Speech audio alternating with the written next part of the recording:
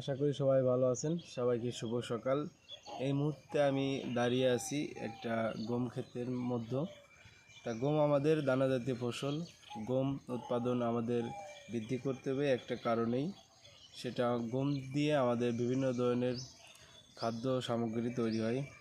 গম চাষ করতে গিয়ে প্রথমে তো ইঁদুরের উপদ্রব হয়, কিন্তু শেষ মুহূর্তে কিছু সমস্যা দেখা যায়। একটা হচ্ছে রোগ আর একটা হচ্ছে পোকা।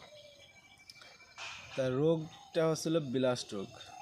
এই ব্লাস্ট রোগ যদি গমে হয় তাহলে আপনার শুরু থেকে আপনারা যত খরচ করবেন সব খরচটাই এই ব্লাস্ট রোগে আপনার আক্রমণ করার ক্ষেত্রে আপনার সমস্ত উৎপাদন নষ্ট হয়ে যায়। তাই এই ব্লাস্ট রোগের পাশাপাশি আমাদের আর একটা জিনিস লক্ষ্য রাখতে হয়, সেটা হচ্ছিল গাছের পোকা।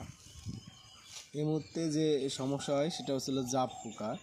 তো এই গমের শেষ পর্যায়ে এসে দুইটি সমস্যা দেখা যায়। তো এই দুইটি সমস্যার সমাধান করার জন্য আমাদের যে ওষুধ ব্যবহার করতে হবে সেটা হচ্ছে টাইফ্লক্সিস্টোবিন অথবা টেবুকোনাজল গ্রুপ। দুইটা গ্রুপ একসাথে মিশিয়ে আমাদের যে ওষুধগুলো আছে, যেমন আছে হলো নাটিবো। আর জাপ পোকার জন্য আপনারা ব্যবহার করবেন সেটা হচ্ছে হলো ইমিডাক্লোপিড, যেমন সোলেমন আছে, তারপরে আপনার কনফিডর আছে। এই জাতীয় ওষুধ ব্যবহার করলে আপনার গম শেষ পর্যায়ে এসে অনেক ভালো থাকবে এবং ফলন অনেক ভালো হবে। ধন্যবাদ।